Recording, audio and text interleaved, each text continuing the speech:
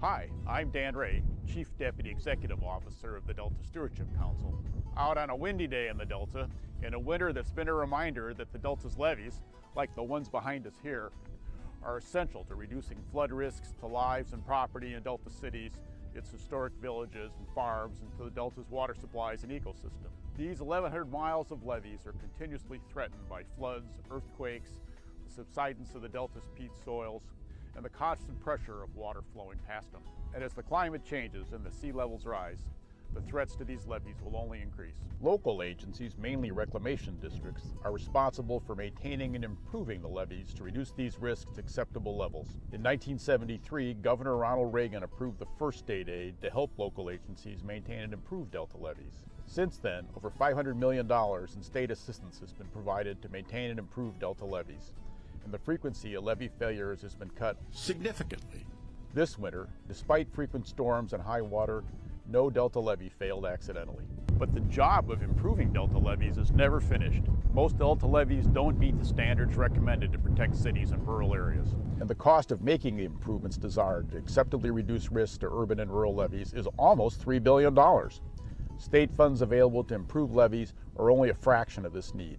That's why the legislature required the Council's Delta Plan to not only attempt to reduce flood risk in the Delta by promoting emergency preparedness and appropriate land uses, but also to recommend priorities for the state's investment in levee maintenance and improvement.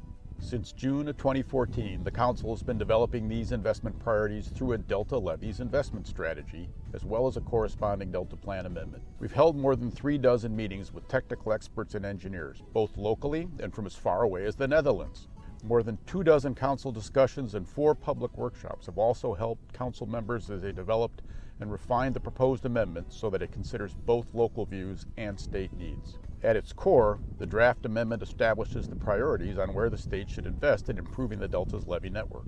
These priorities reflect the assets the levees protect: lives, property, our water supplies, and the ecosystem. The highest priority is improving the levees protecting Sacramento, West Sacramento, and metropolitan Stockton, where the most lives and property are at risk. Other very high priorities are 8 rural islands where water supplies, wildlife habitat, transportation routes, rural communities, and farmland are at risk. Also a very high priority is removing levees at 2 tracts where maintaining the levees isn't cost effective, so that the area can be restored as marsh. The levees of 33 other islands and tracts are identified as lower priorities, but still important.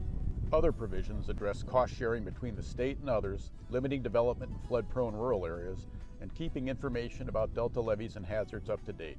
Now that the Council has endorsed the draft amendment, its environmental impacts will be evaluated, along with a reasonable range of other alternatives, including taking no action at all. But we believe action is necessary to reduce the threats that inadequate levees pose to our neighbors and homes, our water supplies, the Delta ecosystem, farms, and the quality of life in the Delta. If you'd like to learn more about the Delta Levees investment strategy and its pending environmental impact report, please visit our website at deltacouncil.ca.gov.